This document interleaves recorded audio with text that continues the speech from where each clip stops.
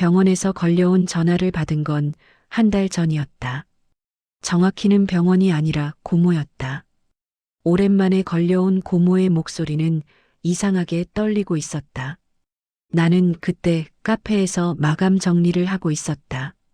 마지막 손님이 나가고 의자를 정리하던 중이었는데 핸드폰이 울렸다. 화면에 뜬 이름을 보고 순간 멈칫했다. 고모. 고모와 마지막으로 통화한 게 언제였더라. 아마 2년은 넘었을 것이다. 전화를 받자마자 고모가 말했다. 수진아, 나야. 고모. 지금 시간 괜찮니? 네, 고모. 무슨 일이세요? 고모는 잠시 망설이는 것 같았다. 숨소리가 들렸다. 그리고 떨리는 목소리로 말했다. 너희 엄마가 암이래. 말기야. 길어야 6개월이라는데. 그 말을 듣는 순간 내 안에서 뭔가가 꿈틀거릴 거라고 예상했다. 슬픔이든 분노든 아니면 최소한의 동요라도. 하지만 아무것도 느껴지지 않았다. 마치 남의 이야기를 듣는 것처럼, 아니 그보다도 더 무덤덤했다. 나는 손에 들고 있던 행주를 테이블 위에 내려놓고 의자에 앉았다. 창밖으로 지나가는 사람들이 보였다. 평범한 저녁 풍경이었다. 고모가 계속 말했다. 병원에서 검사했는데 췌장암이래. 그것도 사기. 이미 전이가 많이 됐대. 항암 치료 시작했는데 의사 말로는 효과가 별로 없을 것 같다고. 수진아, 너 한번 와봐야 할 것 같은데. 나는 잠시 침묵했다. 뭐라고 대답해야 할지 몰랐다. 가야 한다고 해야 하나?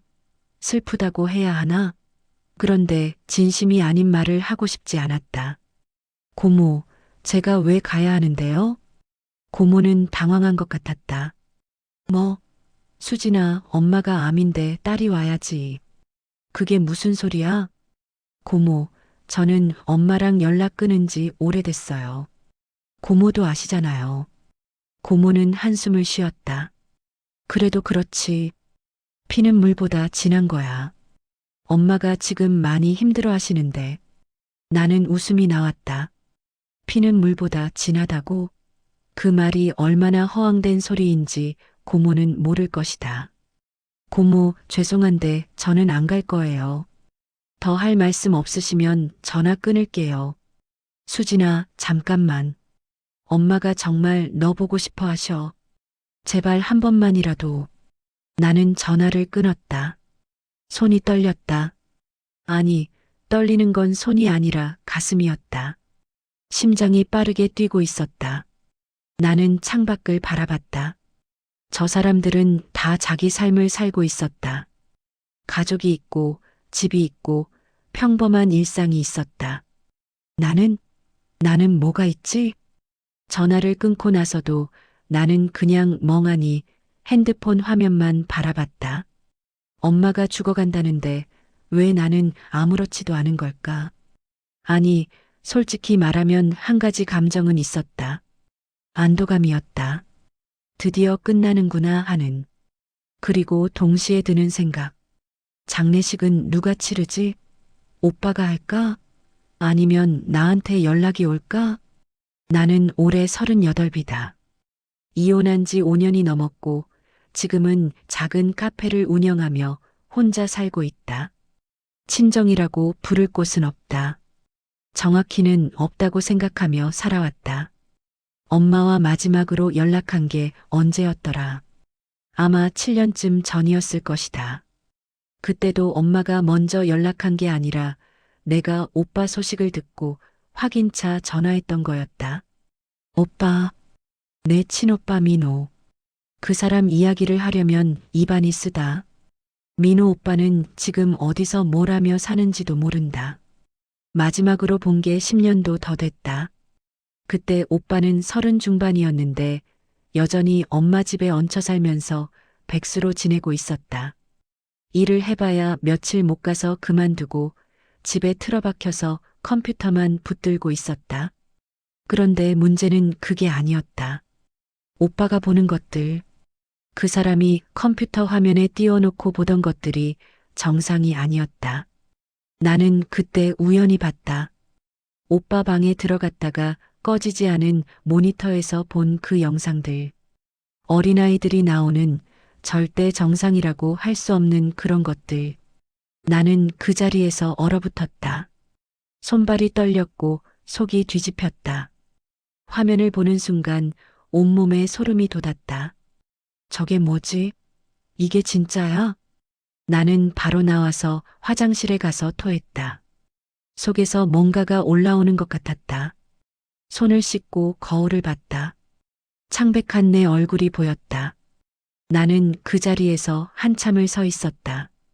어떻게 해야 하지? 경찰에 신고해야 하나? 엄마한테 말해야 하나? 엄마한테 말했다. 그날 밤 엄마가 퇴근하고 돌아왔을 때 엄마는 거실 소파에 앉아서 TV를 보고 있었다. 나는 엄마 앞에 섰다. 엄마, 오빠 이상해. 오빠 정신과 치료받아야 해. 아니면 경찰에 신고해야 하는 거 아니야? 엄마는 TV에서 눈을 떼지 않고 물었다. 무슨 소리야? 오빠가 왜? 나는 떨리는 목소리로 말했다. 오빠 컴퓨터에서 본 것들을, 그 영상들을. 엄마는 그제야 나를 쳐다봤다. 그런데 엄마의 표정은 놀라움이 아니라 짜증이었다. 내가 뭘 안다고 그래. 오빠는 그냥 좀 외로운 거야. 요즘 애들은 다 인터넷으로 그런 거 보잖아. 너무 예민하게 굴지 마. 엄마, 이건 그런 게 아니에요. 진짜 이상한 거예요. 오빠 병원 데려가야 해요. 엄마는 짜증스럽게 손을 휘저었다. 그만해. 오빠 험담 그만하고 내일이나 신경 써. 넌 맨날 오빠를 나쁘게만 보니까 그런 거야. 나는 그날 더 이상 말하지 않았다. 엄마는 다시 TV를 봤다. 나는 내 방으로 돌아와서 문을 잠그고 침대에 누웠다.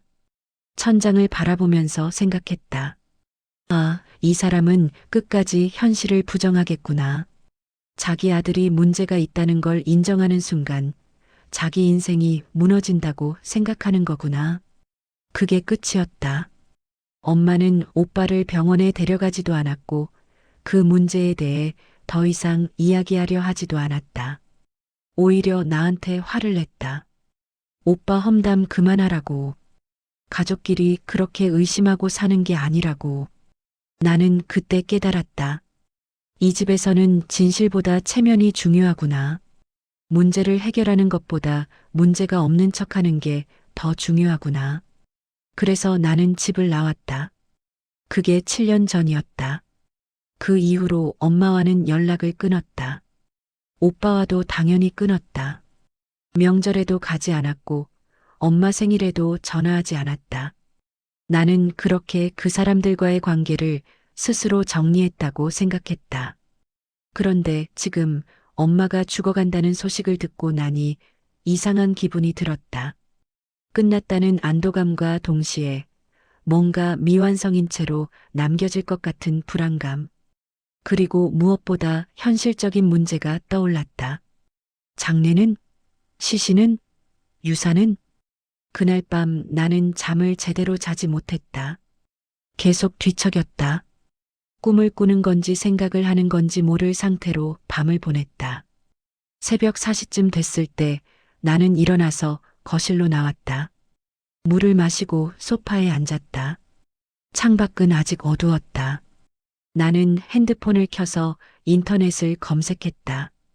암 말기 증상, 췌장암 생존율, 말기 암 환자 여명. 검색 결과를 읽으면서 나는 생각했다. 6개월. 길어야 6개월이라고 했다. 그럼 언젠가는 전화가 오겠지.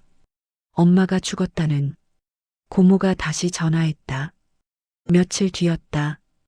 이번에는 아침 일찍이었다. 카페 문을 열고 준비하고 있는데 전화가 왔다. 수진아, 나야. 고모. 너희 엄마가 너 보고 싶대. 한 번만 와줄 수 없겠니? 제발.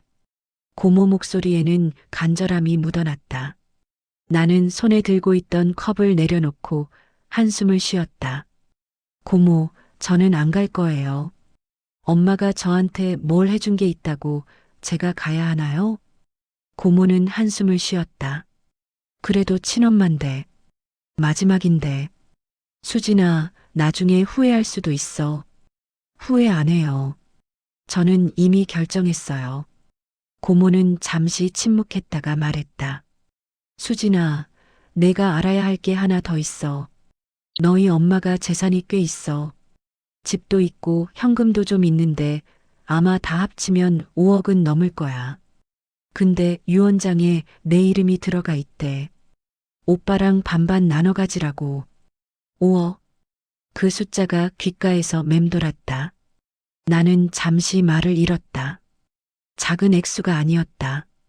카페를 운영하면서 빚도 좀 있었고 노후 준비도 전혀 안 돼 있던 내게 5억의 절반이면 인생이 확 달라질 수 있는 돈이었다.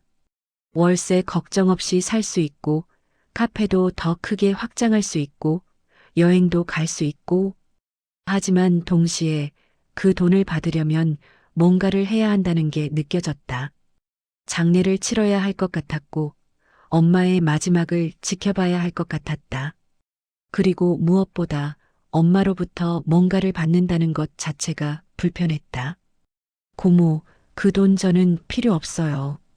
고모는 놀란 목소리로 물었다. 뭐? 수진아, 정신 차려. 2억 5천이야. 적은 돈 아니야. 알아요. 그래도 필요 없어요. 제가 그 돈 안 받으면 안 되나요? 상속 포기하면 장례도 안 치러도 되는 거 아니에요? 고모는 잠시 침묵했다가 말했다. 그게 그렇게 간단한 문제가 아니야. 일단 오빠가 장례를 치를 것 같지도 않고 내가 안 하면 누가 하겠니? 그리고 돈 문제는 나중에 생각해도 되잖아. 일단 와서 엄마 얼굴이나 보고. 나는 전화를 끊었다. 그리고 며칠 동안 고민했다. 정말로 돈 때문에 가야 하나? 아니면 그냥 다 포기하고 내 삶을 계속 살아가야 하나? 밤마다 이 생각 저 생각을 하면서 잠을 설쳤다. 그런데 고민하면 할수록 한 가지가 명확해졌다. 나는 엄마를 용서할 수 없다는 것. 그리고 그 용서할 수 없는 이유들이 너무나 많다는 것. 돈이 아무리 많아도 그 돈을 받기 위해 엄마 앞에 서고 싶지 않았다. 엄마를 미워하게 된 건 어릴 때부터였다. 정확히 언제부터인지는 모르겠다. 기억나는 가장 오래된 장면은 아마 내가 5살쯤 됐을 때였을 것이다. 아빠가 집에 술 취해 들어와서 엄마를 때리던 날. 나는 방 안에서 이불을 뒤집어 쓰고 귀를 막았지만 소리는 다 들렸다. 엄마의 비명, 아빠의 고함, 무언가가 부서지는 소리, 접시가 깨지는 소리, 의자가 넘어지는 소리. 나는 이불 속에서 떨고 있었다. 오빠는 옆방에 있었는데 오빠도 무서워서 나오지 못했다. 우리는 그렇게 각자의 방에서 소리만 듣고 있었다. 엄마가 살려달라고 소리쳤다. 아빠는 계속 고함을 질렀다. 내가 뭘 잘했다고 밥도 제대로 못 차리면서 돈도 못 벌어오면서 그런 말들이 문틈으로 새어 들어왔다. 다음 날 아침 엄마는 얼굴에 멍이 든 채로 아침밥을 차렸다. 왼쪽 눈 주변이 시퍼렇게 멍들어 있었고 입술도 터져 있었다. 나는 무서워서 말도 제대로 못하고 밥만 먹었다. 민호 오빠는 그때 초등학생이었는데 오빠도 아무 말 없이 밥을 먹었다. 엄마는 그날 내게 이렇게 말했다. 수진아, 아빠한테 아무 말도 하면 안 돼. 알았지? 유치원 선생님이 물어보면 엄마가 문에 부딪혔다고 해. 나는 고개를 끄덕였다. 무슨 말을 하면 안 되는지도 몰랐지만 일단 끄덕였다. 엄마의 얼굴이 무서웠다. 멍든 얼굴도 무서웠지만 엄마의 눈빛이 더 무서웠다. 그 눈에는 체념 같은 게 있었다. 그게 시작이었다. 우리 집에는 침묵이 자리 잡았다. 아빠의 폭력, 엄마의 눈물, 그리고 우리 남매의 침묵. 그게 우리 가족의 일상이었다. 일주일에 한두 번은 그런 일이 벌어졌다. 아빠가 술 먹고 들어오면 우리는 숨을 죽였다. 아빠 기분이 좋으면 그냥 넘어갔지만 기분이 나쁘면 엄마를 때렸다. 아빠는 도박을 했다. 경마, 화투, 주식, 뭐든지 돈이 걸린 건 다 했다. 그리고 질 때마다 술을 마셨고 술을 마시면 엄마를 때렸다. 가끔은 오빠도 맞았다. 오빠가 성적표를 가져왔을 때, 오빠가 말대꾸했을 때, 아빠 기분이 나빴을 때. 이유는 다양했다. 나는 딸이라서 그런지 직접 맞는 일은 별로 없었지만 대신 다른 방식으로 상처를 받았다. 넌 쓸모없는 년이야. 딸이 뭐가 대수라고. 아들이나 하나 더 낳지 그랬어. 아빠는 술 취하면 그런 말을 했다. 엄마는 그럴 때마다 아무 말도 안 했다. 아니, 가끔은 동조하기까지 했다. 그러게. 딸은 키워봤자 남 좋은 일만 시키는 거지. 시집이나 잘 보내면 다행이지. 나는 그런 말들을 들으면서 자랐다. 내가 이 집에 필요 없는 존재라는 걸 매일같이 확인하면서. 그래서인지 나는 일찍부터 혼자 있는 시간이 많았다. 학교 끝나고 집에 가기 싫어서 도서관에 있거나 친구 집에 놀러 갔다. 집은 그냥 잠만 자는 곳이었다. 초등학교 4학년 때였다. 담임 선생님이 나를 따로 불렀다. 선생님은 내 팔에 난 멍을 봤다. 그건 사실 아빠가 때린 게 아니라 학교에서 놀다가 넘어져서 생긴 거였는데 선생님은 오해를 했다. 수진아, 집에서 무슨 일 있니? 엄마 아빠가 때리시니? 나는 고개를 저었다. 아니요. 그냥 놀다가 넘어졌어요. 정말? 수진아, 선생님한테는 솔직하게 말해도 돼. 나는 또 고개를 저었다. 말할 수 없었다. 엄마가 아무한테도 말하지 말라고 했으니까. 그리고 말한다고 해서 뭐가 달라질 것 같지도 않았다. 선생님은 더 이상 묻지 않았지만 걱정스러운 눈빛으로 나를 봤다. 그러다 내가 중학교 2학년 때 부모님이 이혼했다. 아빠가 사업 실패하고 빚만 잔뜩 지고 집을 나간 거였다. 그날 아빠는 큰 소리로 엄마와 싸웠다. 나는 방에서 듣고 있었다. 나 나간다. 이 집 나간다고. 너희들 알아서 살아. 엄마는 울면서 소리쳤다. 그럼 나가. 나가서 죽든지 말든지 알아서 해. 우리 없으면 편하겠네. 아빠는 정말로 집을 나갔다.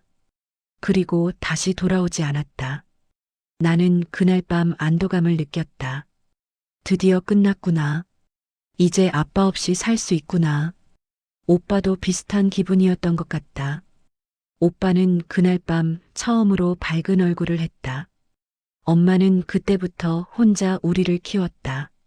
식당에서 일하고 밤에는 청소 일도 했다. 새벽에 나갔다가 밤늦게 들어왔다. 힘들게 사는 건 알았다.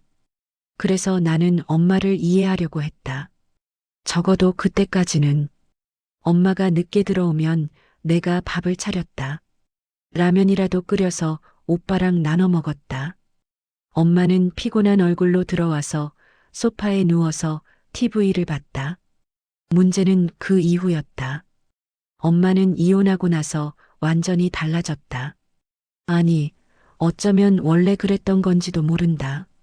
아빠가 있을 때는 아빠 때문에 힘들다고 했는데 아빠가 없어지니까 다른 걸로 힘들다고 했다. 엄마는 자기 자신에게만 집중했다. 자기가 얼마나 힘든지, 자기가 얼마나 불쌍한지 그것만 말했다. 우리한테는 관심이 없었다. 엄마는 매일 불평했다. 일이 힘들다고, 돈이 없다고, 인생이 왜 이렇게 힘드냐고. 나는 중학생이었는데 엄마의 불평을 듣는 게 일이었다. 학교 끝나고 집에 오면 엄마는 소파에 앉아서 한숨을 쉬고 있었다. 수진아, 엄마 너무 힘들다. 이렇게 살아서 뭐 하나 싶어. 그런 말을 들으면 나는 뭐라고 대답해야 할지 몰랐다. 엄마를 위로해야 하나? 아니면 그냥 듣기만 해야 하나? 나는 보통 아무 말도 하지 않고 내 방으로 들어갔다. 그리고 그 일이 있었다. 내가 고등학교 1학년 때, 나는 고등학교 때 사촌 오빠한테 성폭행을 당했다. 친척 집에 놀러 갔다가 일어난 일이었다. 그때 나는 16이었고 사촌 오빠는 24살이었다. 그날은 추석이었다.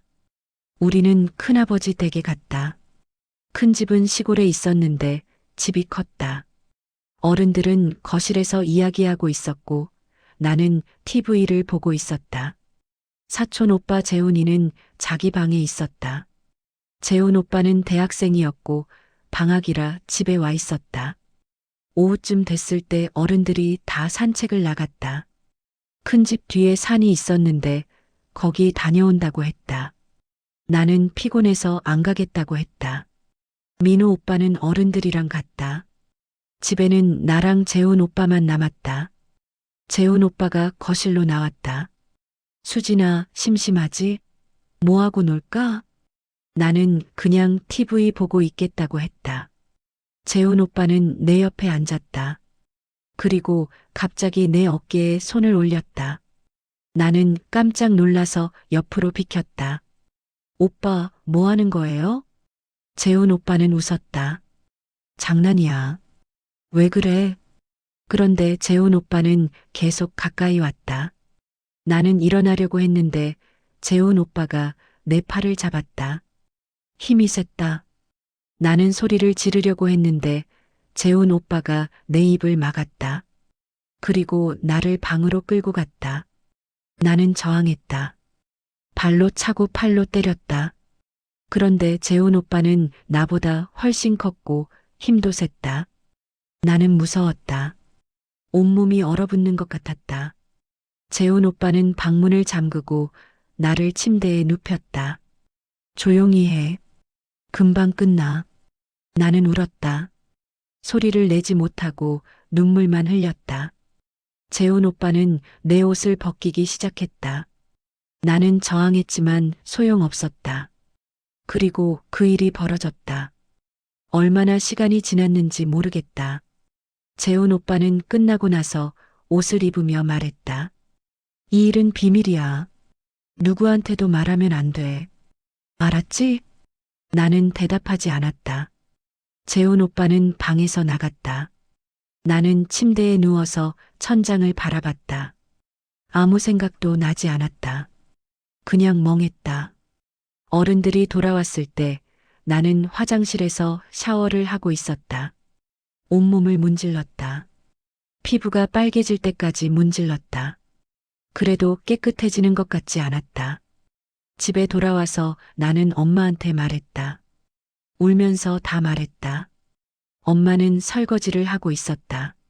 나는 엄마 뒤에 서서 떨리는 목소리로 말했다. 엄마, 재훈 오빠가 저한테. 엄마는 설거지를 멈추고 나를 봤다. 뭐, 무슨 소리야? 나는 울면서 다 말했다. 재훈 오빠가 나한테 한 일을.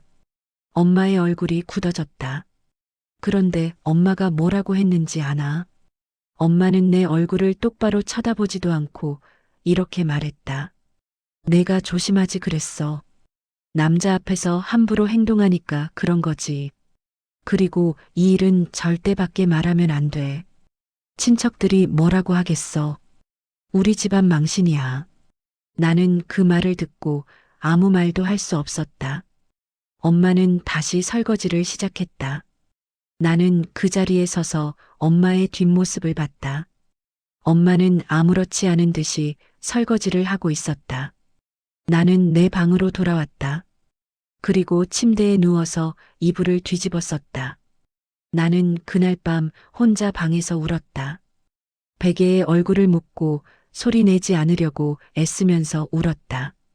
엄마는 한 번도 내 방에 들어오지 않았다. 다음 날도 그 다음 날도 엄마는 그 일에 대해 한마디도 하지 않았다. 그 일이 있은 후로 나는 엄마한테 아무 말도 하지 않게 됐다. 무슨 일이 생겨도 혼자 해결했다.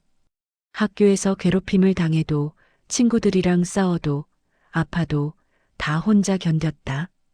엄마한테 말해봤자 소용없다는 걸 알았으니까. 민호 오빠는 그 무렵부터 이상해지기 시작했다. 원래 오빠는 조용하고 소심한 성격이었다. 학교에서도 친구가 별로 없었고 집에서도 말이 없었다. 그런데 고등학교 졸업하고 나서는 아예 방에만 틀어박혀 지냈다. 대학도 안 가고 일도 안 하고 그냥 컴퓨터만 했다. 엄마는 오빠한테는 관대했다. 아들이니까. 오빠가 아무것도 안 해도 돈을 안 벌어와도 엄마는 오빠를 감쌌다. 밥 차려주고 빨래해주고 용돈까지 줬다. 민호야, 배고프지? 엄마가 밥 해줄게. 오빠는 대답도 안 했다. 그냥 방에서 나와서 밥 먹고 다시 들어갔다. 엄마는 그런 오빠를 보면서도 아무 말도 안 했다. 나한테는 고등학교 졸업하자마자 알바 구해서 내 학비는 내가 벌어라 그랬으면서 나는 고등학교 3학년 때부터 편의점 알바를 시작했다. 학교 끝나고 밤 10시까지 일했다. 주말에는 하루 종일 일했다. 그렇게 번 돈으로 대학 등록금을 냈다. 나는 20살 때 집을 나왔다. 대학 다니면서 편의점 알바하고 카페 알바하면서 자취를 했다. 엄마는 말렸다. 여자가 혼자 나가 살면 뭐라는 소리 듣는다고.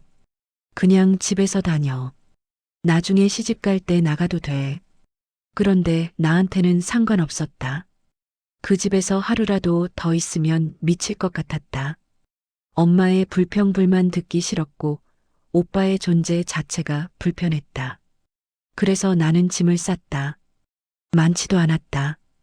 가방 2개면 충분했다. 집을 나오는 날 엄마는 현관에 서서 나를 봤다. 수진아, 진짜 나가는 거야? 네. 후회하지 마.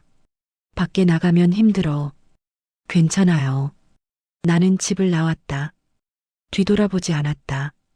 그리고 다시는 그 집에 들어가지 않았다. 엄마가 암말기라는 소식을 듣고 2주가 지났다. 나는 여전히 병원에 가지 않았다. 고모가 계속 전화했지만 받지 않았다. 문자도 왔다. 수진아, 엄마가 너무 보고 싶어 하셔. 제발 한 번만 와줘. 나는 문자를 읽고 지웠다. 카페 일을 하면서 나는 계속 생각했다. 내가 정말 가지 말아야 하나? 아니면 마지막이니까 가야 하나? 손님들이 주문을 하면 커피를 만들어주면서도 머릿속으로는 계속 그 생각을 했다. 밤에 집에 돌아와서도 잠이 안 왔다. 침대에 누워서 천장을 바라보면서 생각했다. 그런데 어느 날 예상치 못한 사람한테서 연락이 왔다. 민호 오빠였다. 전화가 아니라 문자였다. 수진아, 나야. 엄마 병원에 좀 와줄 수 없어? 나 혼자 감당하기 힘들어. 나는 문자를 읽고 한숨을 쉬었다. 오빠가 힘들다고? 지금까지 엄마한테 얹혀 살면서 아무것도 안 한 사람이. 나는 전화를 걸었다. 오빠가 받았다. 왜 오빠가 전화한 거예요? 오빠가 알아서 하면 되잖아요. 오빠의 목소리는 예전과 똑같았다. 낮고 무기력했다. 나도 힘들어. 엄마 간호하는 것도 힘들고 병원비도 계속 나가고. 너도 딸이잖아.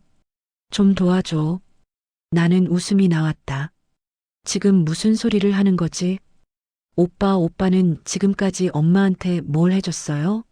백수로 엄마한테 얹혀 살면서 용돈이나 받아 쓰고. 그런 오빠가 지금 나한테 도와달라고요?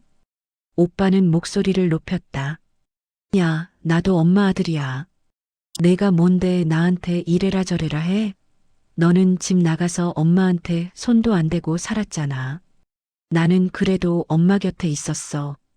나는 전화를 끊고 싶었다. 하지만 뭔가 더 물어보고 싶은 게 있었다. 오빠, 엄마가 진짜 재산이 많아요? 고모가 5억 정도 된다고 하던데. 오빠는 잠시 침묵했다. 응.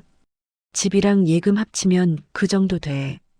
엄마가 평생 모은 거야. 그 돈 오빠 혼자 받을 생각이에요? 오빠는 짜증스럽게 대답했다. 아니, 유언장에 너랑 반반 나눠 가지래. 근데 내가 안 오니까 나도 어떻게 해야 할지 모르겠어. 일단 엄마 돌아가시면 장례 치르고 정리해야 하는데. 나는 잠시 생각했다. 2억 5천. 그 돈이 있으면 빚도 갚고 카페도 확장하고 여유롭게 살 수 있을 것이다. 하지만 그 돈을 받으려면 엄마 앞에 가야 한다. 장례도 치러야 한다. 그리고 오빠랑도 만나야 한다. 오빠, 저는 안 갈 거예요. 그리고 재산도 필요 없어요. 오빠는 놀란 것 같았다. 뭐, 진짜? 수진아, 너 정신 차려. 2억 5천이야. 필요 없어요. 오빠가 다 가지세요. 나는 전화를 끊었다. 손이 떨렸다. 오빠 목소리를 듣는 것만으로도 온몸에 소름이 돋았다. 그 사람이 보던 것들, 그 사람이 가진 문제들이 생각났다. 그날 밤 나는 술을 마셨다. 혼자 카페 문을 닫고 와인을 한 병 따서 마셨다. 취하고 싶었다. 아무 생각도 하기 싫었다. 그런데 술을 마실수록 생각은 더 선명해졌다. 엄마의 얼굴, 오빠의 목소리, 그리고 내가 겪었던 모든 일들. 와인 잔을 들고 창밖을 바라봤다. 밖은 어두웠다. 가로등 불빛만 희미하게 보였다. 사람들은 다 집에 갔을 시간이었다. 나는 혼자 카페에 앉아서 술을 마시고 있었다. 다음 날 아침 나는 결심했다. 직접 확인해 보기로. 엄마가 정말로 죽어가고 있는지, 그리고 재산이 정말로 있는지. 고모한테 전화했다. 고모, 제가 한번 갈게요. 대신 오빠 없을 때로 시간 잡아주세요. 고모는 기뻐하며 약속을 잡아줬다. 목소리가 밝아졌다. 수진아, 고마워. 엄마가 얼마나 기뻐하실지 몰라. 내일 오후 2시에 와. 민호는 그 시간에 집에 가 있을 거야. 그리고 이틀 후 나는 병원에 갔다. 병원은 집에서 1시간 거리에 있었다. 버스를 타고 가면서 나는 계속 생각했다. 엄마를 보면 뭐라고 해야 하지? 아니면 아무 말도 안 하고 그냥 봐야 하나? 병원에 도착했을 때 나는 한참을 병원 앞에서 서 있었다. 들어가기가 무서웠다. 병실은 3층이었다. 엘리베이터를 타고 올라갔다. 복도를 걸어가면서 나는 심장이 빠르게 뛰는 걸 느꼈다. 307호. 엄마가 입원한 병실이었다. 문을 열었을 때 나는 잠시 숨이 멎는 것 같았다.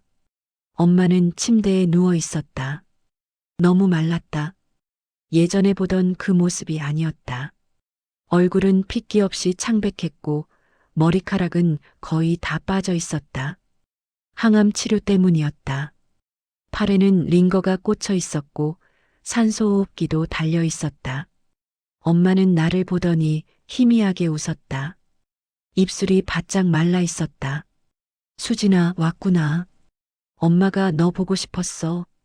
나는 대답하지 않고 병실 안으로 들어갔다. 고모가 옆에 있었다.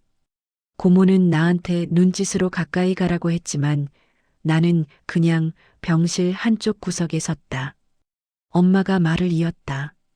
엄마 많이 아파 보이지? 의사 선생님이 이제 얼마 안 남았대. 길어야 몇 달이래. 목소리는 약했지만 여전히 엄마였다. 자기가 불쌍하다는 투로 말했다. 나는 가만히 들었다. 엄마가 계속 말했다. 수진아, 엄마가 너한테 미안해. 엄마가 너한테 잘 못해줬지. 그치? 엄마도 알아. 엄마가 너한테 좋은 엄마가 아니었다는 거. 나는 고개를 들어 엄마를 봤다. 엄마는 눈물을 글썽이고 있었다. 그런데 이상했다. 그 눈물이 진짜 같지 않았다. 마치 연기하는 것 같았다. 엄마는 평생 그렇게 살았다. 자기가 피해자인 척, 자기가 불쌍한 척. 엄마, 정말 미안하다고 생각해요? 엄마는 고개를 끄덕였다. 그럼 엄마가 너한테 많이 미안하지. 엄마도 사정이 있었어. 너희 아빠 때문에 너무 힘들었고 혼자 너희들 키우느라 정신이 없었고 엄마도 사람이잖아. 완벽할 수 없지. 나는 한 발짝 앞으로 나갔다.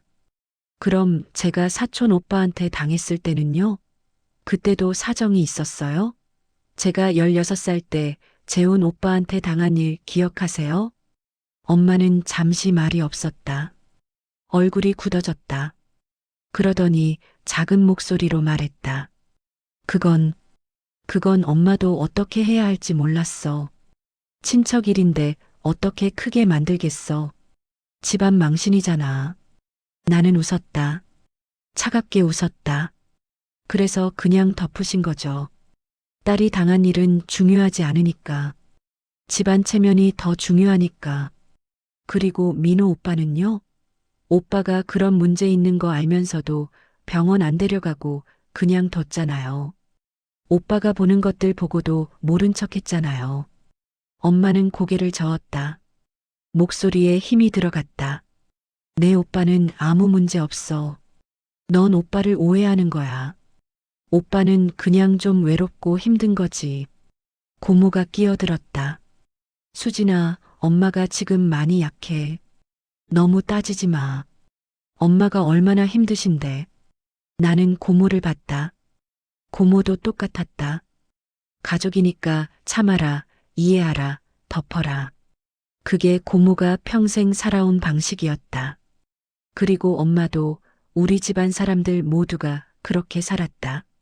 문제를 직면하지 않고 없는 척하고 시간이 지나면 다 잊혀질 거라고 생각하면서 나는 엄마한테 물었다. 엄마, 제가 왜 여기 왔는지 알아요? 재산 때문이에요. 고모가 엄마가 돈 좀 남긴다고 했거든요. 그게 사실이에요? 엄마는 놀란 표정을 지었다. 눈물이 뺨을 타고 흘렀다. 고모도 당황한 얼굴로 나를 봤다. 수진아, 그게 무슨 소리야? 엄마 보러 온 거 아니었어? 나는 고개를 저었다. 아니에요.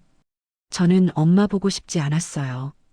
솔직히 엄마가 죽어도 슬프지 않을 것 같아요. 그런데 재산이 있다는 소리를 듣고 확인하러 온 거예요. 제가 상속 포기하면 어떻게 되는지 알고 싶어서요. 엄마는 눈물을 흘렸다. 이번에는 진짜 눈물 같았다. 목소리가 떨렸다. 수진아, 엄마가 그렇게 밍밍아? 엄마가 뭘 그렇게 잘못했어? 엄마도 최선을 다해서 산 거야. 엄마도 힘들었어. 최선을요? 엄마가 최선을 다했다고요? 나는 목소리를 높였다.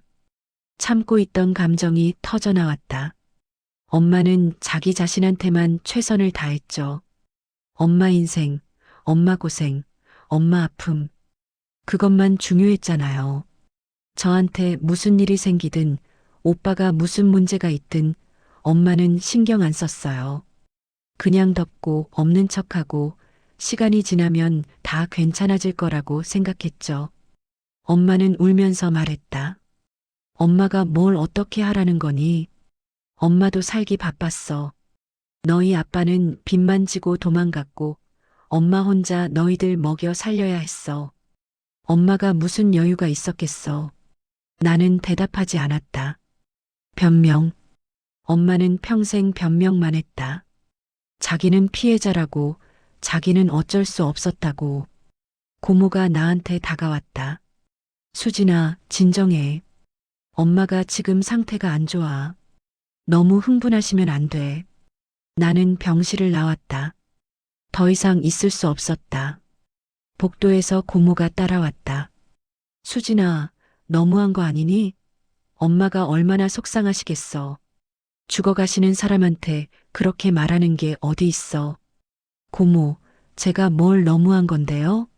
솔직하게 말한 것밖에 없잖아요. 저는 엄마한테 미안할 게 하나도 없어요. 고모는 한숨을 쉬었다. 수진아, 너도 나중에 나이 들면 알 거야. 부모도 사람이라는 거, 완벽할 수 없다는 거. 나는 대답하지 않았다. 그 말도 변명이었다. 부모도 사람이니까 이해하라는. 그런데 나도 사람인데 왜 나는 이해받지 못했을까? 나도 어렸는데 왜 나는 보호받지 못했을까? 고모는 더 이상 말하지 않았다. 나는 병원을 나왔다. 밖으로 나오니 햇빛이 눈부셨다. 나는 한참을 그 자리에 서 있었다. 가슴이 답답했다.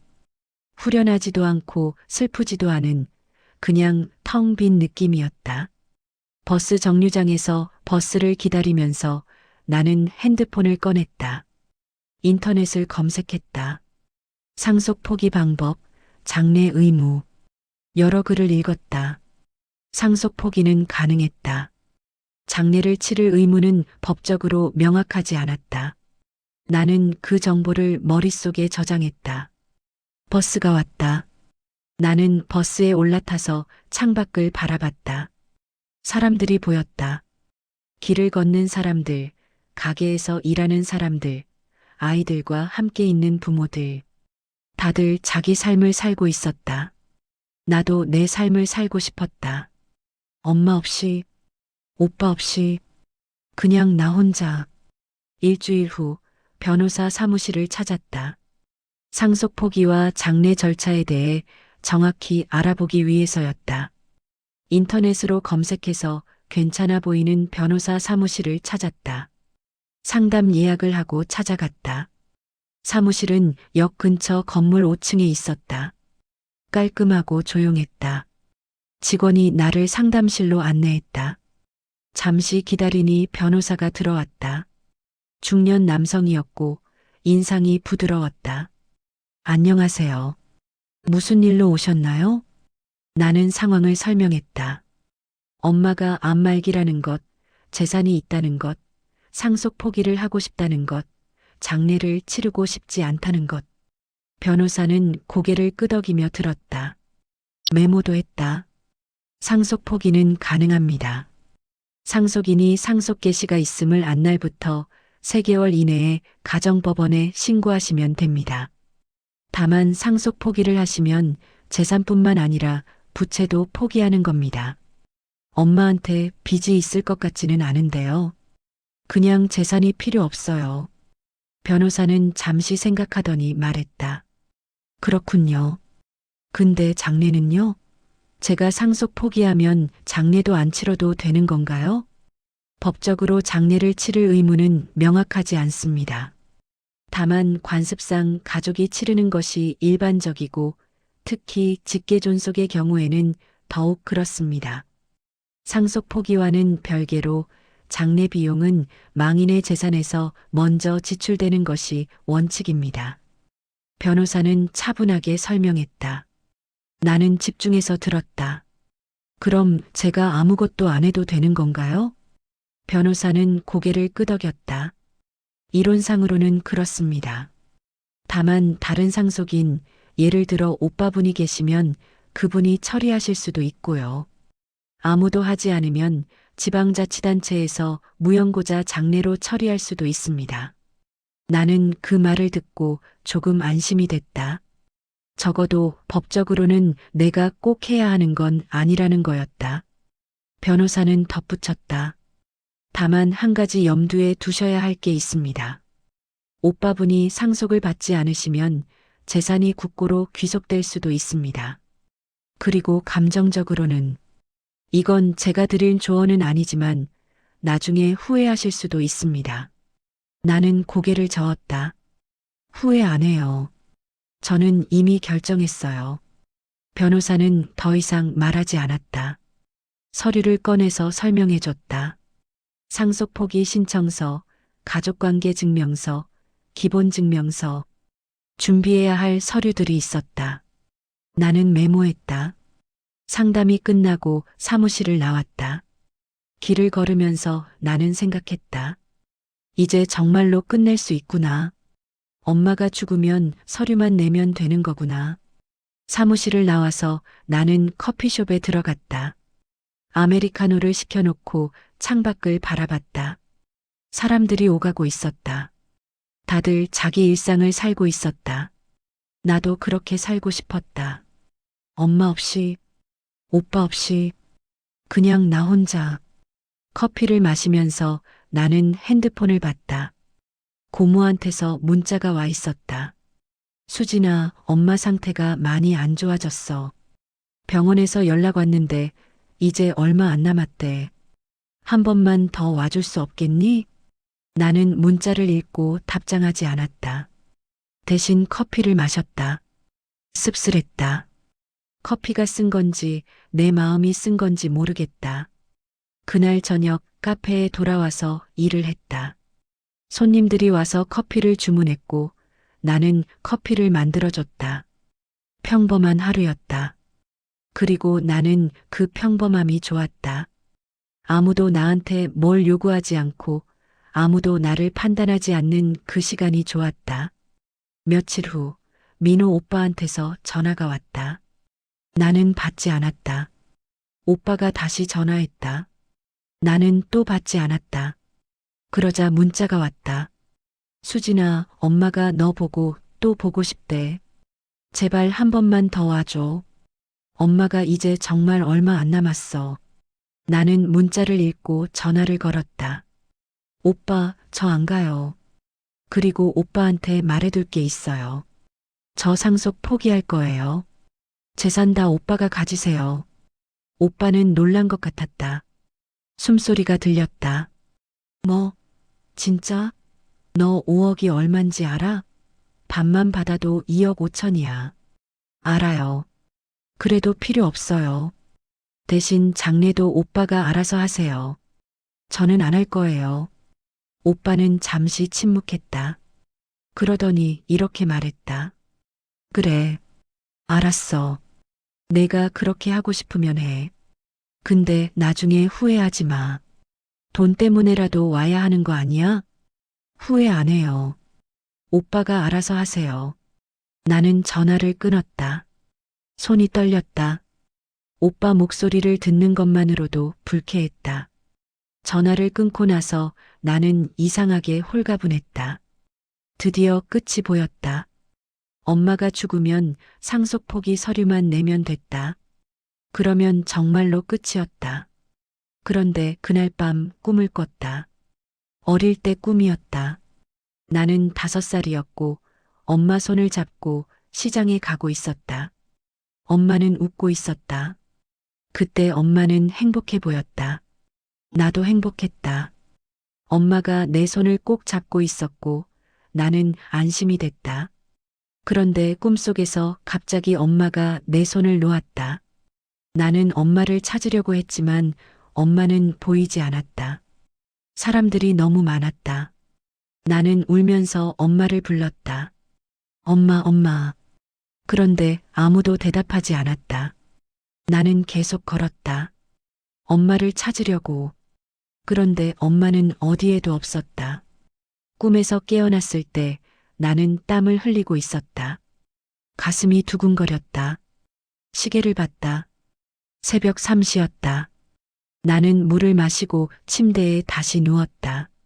천장을 바라보면서 생각했다. 나는 왜 이렇게 된 걸까? 엄마와 나는 왜 이렇게 된 걸까?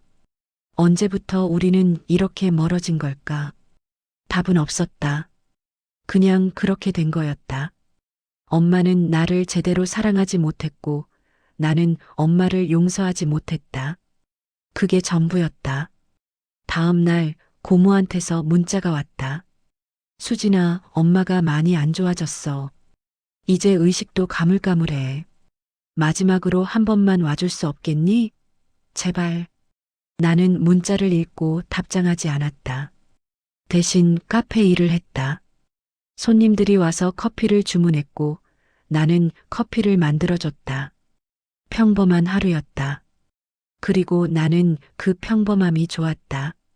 카페에 한 손님이 왔다. 나이 지긋한 할머니였다. 커피를 주문하면서 나한테 물었다.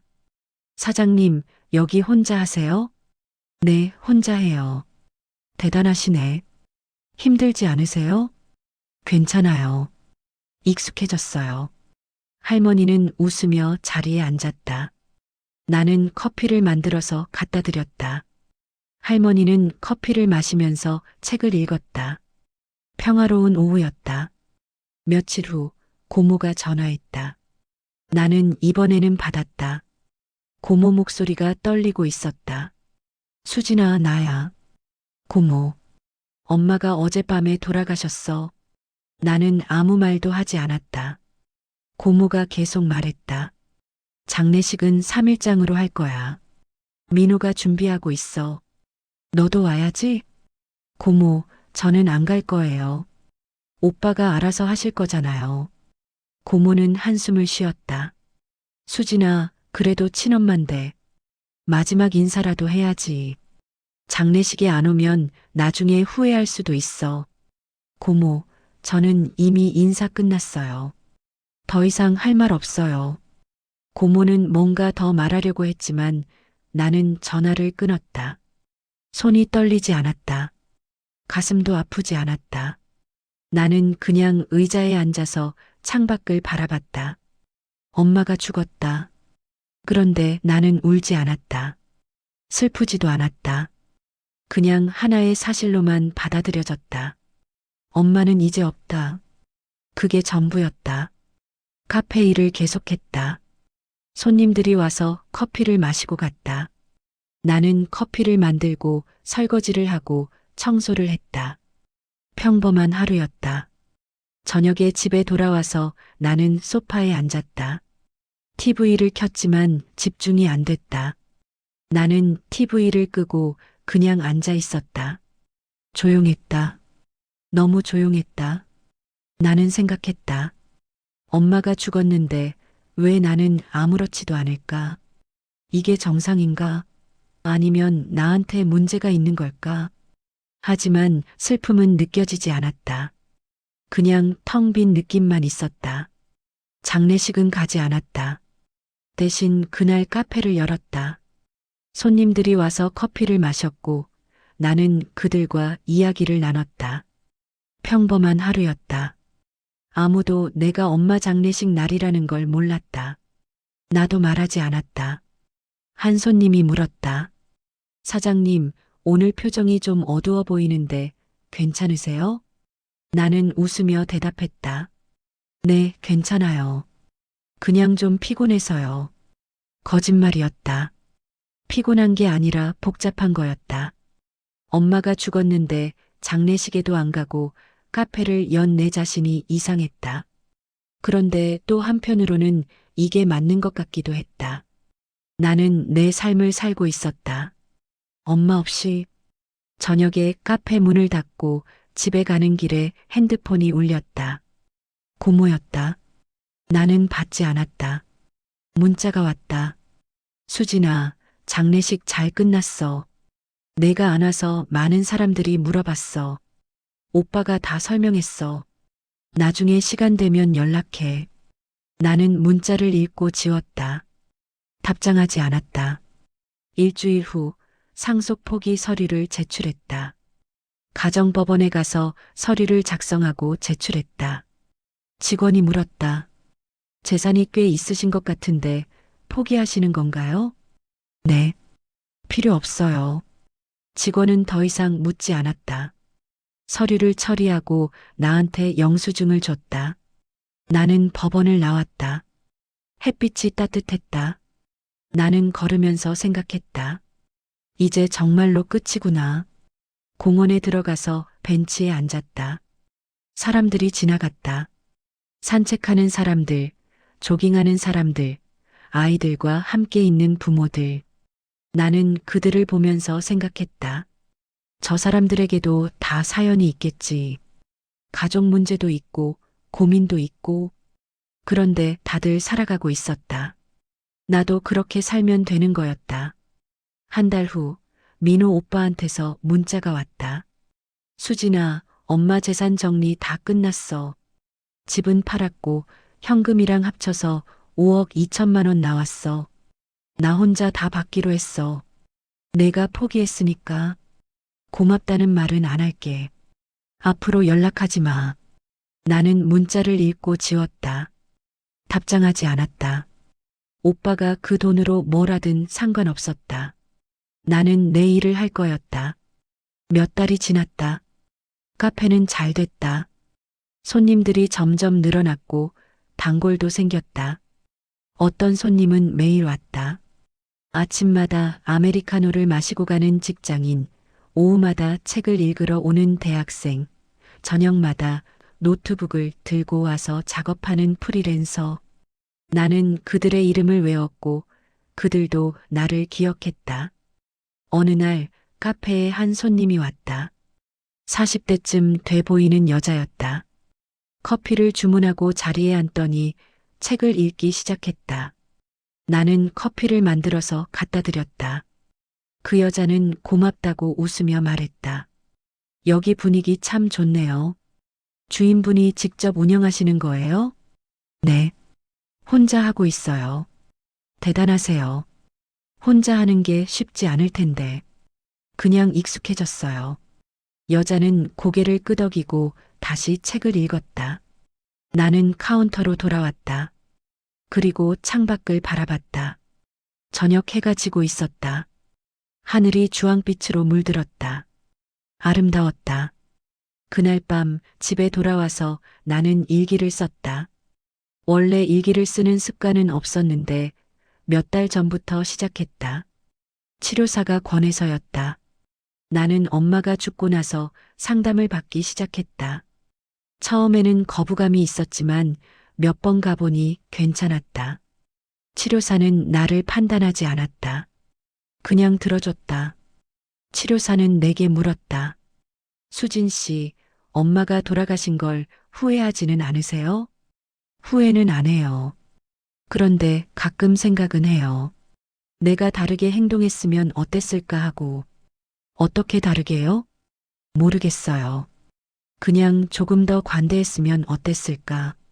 마지막에라도 용서했으면 어땠을까? 치료사는 고개를 끄덕였다. 그런 생각을 하는 건 자연스러운 거예요. 하지만 수진 씨가 한 선택도 존중받아야 해요. 수진 씨는 자신을 보호하기 위해 그 선택을 한 거잖아요. 나는 그 말을 듣고 위로를 받았다. 일기에 이렇게 썼다. 엄마가 죽고 나서 석 달이 지났다. 나는 여전히 슬프지 않다. 가끔 꿈에서 엄마를 본다. 그런데 꿈속의 엄마는 현실의 엄마와 다르다. 꿈속에서 엄마는 나를 안아준다. 따뜻하게. 나는 그 꿈에서 깨어나면 조금 슬프다. 왜 현실의 엄마는 그렇게 해주지 못했을까 하고 생각한다. 하지만 오래 생각하지는 않는다. 생각한다고 답이 나오는 건 아니니까. 나는 이제 내 삶을 산다. 엄마 없이, 오빠 없이, 그냥 나 혼자.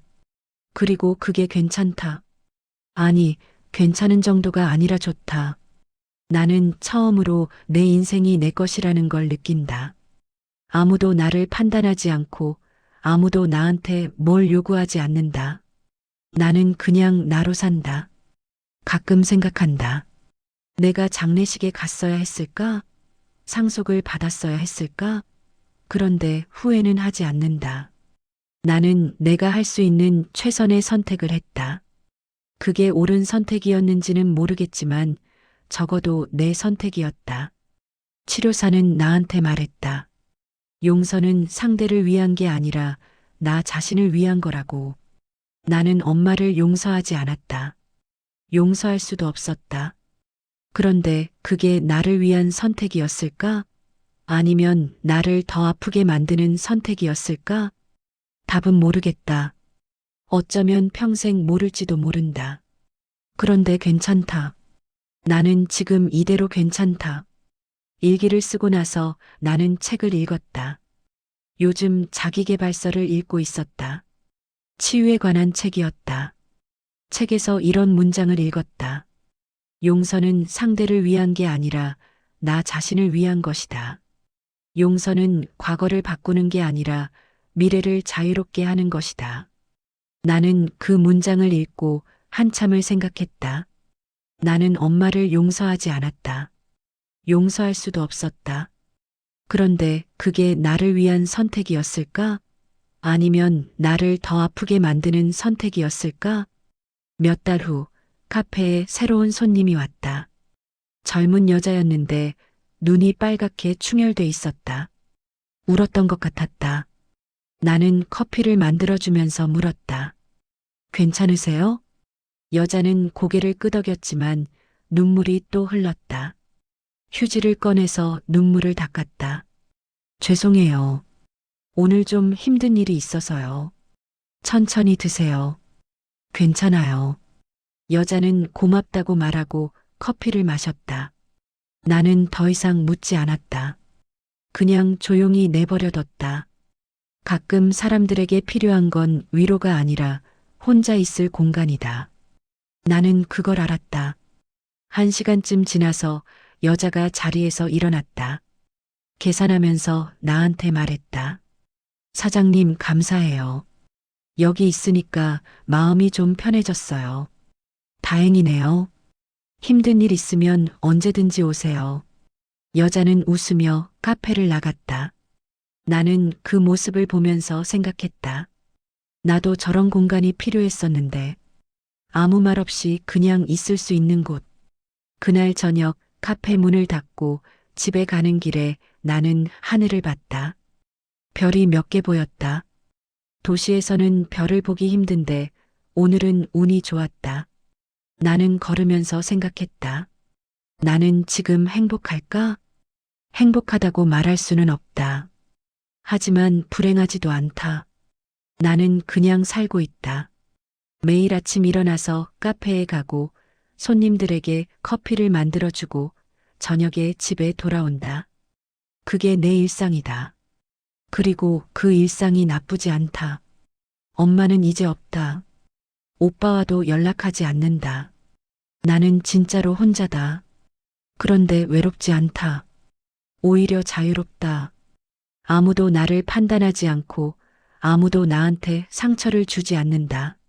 나는 내가 원하는 대로 산다. 1년이 지났다. 엄마가 돌아가신 지 1년. 나는 그날 카페를 쉬었다. 혼자 집에 있었다.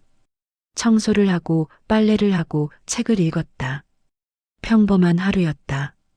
저녁에 나는 산책을 나갔다. 한강공원에 갔다. 사람들이 많았다. 자전거 타는 사람들, 치킨을 먹는 사람들, 연인들. 나는 벤치에 앉아서 강을 바라봤다. 물이 흘러가고 있었다. 계속 흘러가고 있었다. 나는 생각했다. 엄마도 이렇게 흘러가는 걸까? 기억도 이렇게 흘러가는 걸까? 시간이 지나면 다 잊혀지는 걸까? 그런데 잊혀지지 않았다. 엄마의 얼굴, 엄마의 목소리, 엄마와의 기억들. 다 남아 있었다. 그런데 이제는 아프지 않았다. 그냥 과거였다. 내 인생의 한 부분이었지만 이제는 지나간 일이었다. 집에 돌아와서 나는 마지막으로 일기를 썼다. 엄마가 돌아가신 지 1년이 됐다. 나는 여전히 엄마를 용서하지 못했다. 그런데 이제는 괜찮다. 용서하지 않아도 괜찮다는 걸 알았다. 엄마를 미워하지도 않고 사랑하지도 않는다. 그냥 엄마는 엄마였다. 내 엄마였지만 좋은 엄마는 아니었다. 그리고 그건 엄마의 문제였지 내 문제가 아니었다. 나는 내 삶을 산다. 카페를 운영하고 손님들을 만나고 책을 읽고 산책을 한다. 가끔 친구들을 만나고 가끔 영화를 보러 간다. 평범한 삶이다. 그런데 이 평범함이 좋다.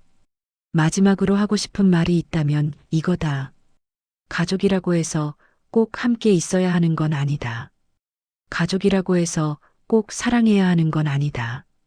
가족이 나를 아프게 한다면 떠나도 된다. 그게 이기적이라고 말하는 사람들도 있을 것이다. 하지만 나는 내 인생이 더 중요하다. 나는 더 이상 누구를 위해 희생하지 않는다. 나는 나를 위해 산다. 그리고 그게 틀린 선택이 아니라고 믿는다. 적어도 나에게는 나는 지금 행복하지는 않지만 평온하다. 그리고 그걸로 충분하다. 일기를 쓰고 나서 나는 창밖을 바라봤다. 밤이었다. 별은 보이지 않았지만 달은 보였다. 반달이었다. 나는 그 달을 보면서 생각했다. 내일도 카페를 열 것이다. 손님들이 올 것이다. 커피를 만들어 줄 것이다. 그리고 저녁에 집에 돌아올 것이다. 평범한 하루. 그리고 나는 그게 좋다.